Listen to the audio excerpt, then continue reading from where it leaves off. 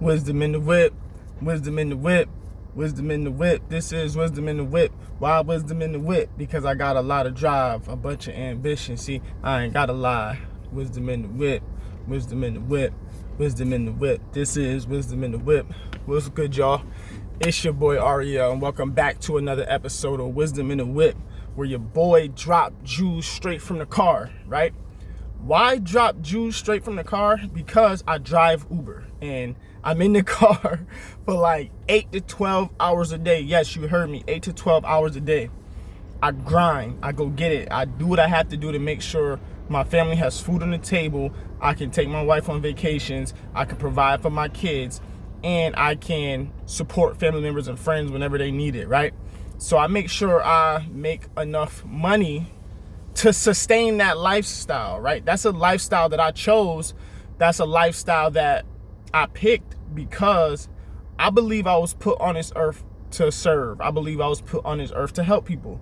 I believe I was put on this earth to fill a gap, right? To fill in the need, to provide a service for those in need, to be a friend for those in need, to be a listening ear for those in need, right? Multiple different things. But one of those things that I am on that journey is a provider, right? I'm a provider. So there's a certain lifestyle my wife wants to live. There's a certain lifestyle my children want to live.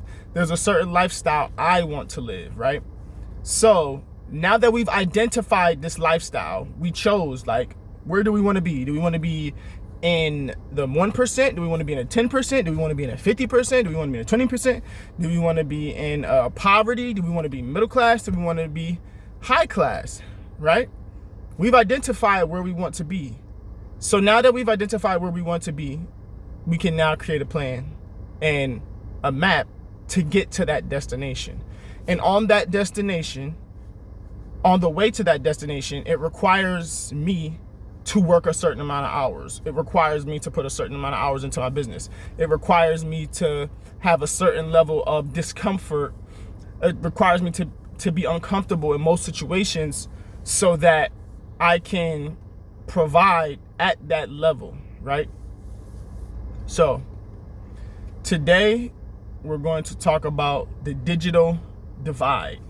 That's right, the digital divide. In 2021, there is what you call a digital divide, where our devices, our social media, our laptops, our phones, our iPads, our Kindles, right? All of this technology, all of these devices have divided us from the people closest to us, right? And on the flip side, these devices have made those who are far away from us closer to us, right? For example, most people talk to their social media audience every single day, but they don't talk to their brothers and sisters every day. Most people have conversations with people on the internet who are in different countries, in different time zones, who they've never met in their life, who they never saw in person, who they never shook their hand, right? Most people have a conversation with those people every day, once a week, twice a week, 3 times a week, more than they have a conversation with the people who are their family members, who live in their area, who live in their city, who live in their state, who live a couple hours away, who live 5 to 10 minutes away, right?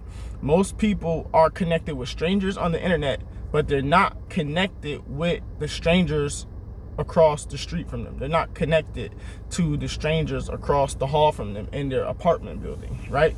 This is what you call a digital divide. The digital divide is dividing us, right? And separating us from those who we love most, from those who are closest to us. For example, you can take a child, and the child could be in the house and they're on their iPad. Then you can have a parent who's also in the house, and the parent is on their cell phone, they're watching TV, they are on their laptop, right? And then you can have both people in the house not talking, not connecting, feeling separate, feeling alone, right? Like right now, since the pandemic, depression has skyrocketed, right? People feel more separated than they've ever felt due to the fact that they had to stay home and they had to be away from grandmas, they had to be away from aunts, they had to be away from cousins, they had to be away from friends, right? So before the pandemic, the digital divide had already started to occur. The digital divide had already started. And now the pandemic just made it worse because it added another level to the separation, which there was already separation from husband and wife, right? Husband and wife go out to eat and you see both of them on their phone. They're not connecting, they're not talking, they're waiting for their food, and they're on Instagram, they're on Facebook, they are checking emails, right? The digital divide has now intervened with the human relationship, with the human experience. Now it's the human technological experience, right? Because you can be in a group of people, you can be on a bus, you can be in a workshop, right? You can be in Walmart, in a grocery store, and you see everybody on their phone. You see everybody on their phone. You see everybody head down. They're not looking for something, everybody got their head down. There's no one now connecting and saying, hi, how you doing today? Or, hi, how can I help you, right? Most of the time, people are stuck on their devices, right? This technology is dividing us as people. Our social emotional skills are declining, right? Our social emotional skills are declining. What is our social and emotional skills, right? Our ability to socialize with society, our ability to observe those things around us, our ability to interact with one another, right? Before the technology, we had to talk to each other. Before the technology, we had to tell each other hard truths. Before the technology, we had more opportunities to connect. If you wanted to talk to somebody, you had to actually go talk to them. You had to actually build the courage, build the confidence to go say, hi, how are you? Can I take you on a date? Now that we have social media and a digital divide, now you can basically skip that process and go straight to the person by inbox, right? By email, by messenger, by comment.